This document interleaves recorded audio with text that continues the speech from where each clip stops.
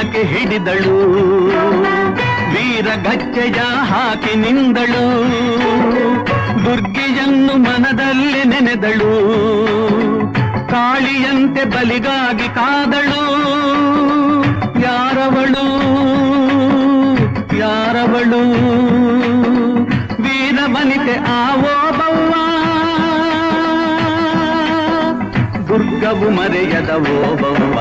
ಕನ್ನಡ ನಾಡಿನ ವೀರರಮಣಿಯ, ಗಂಡು ಭೂಮಿಯ ವೀರನಾರಿಯ ಚರಿತೆಯ ನಾನು ಹಾಡುವೆ.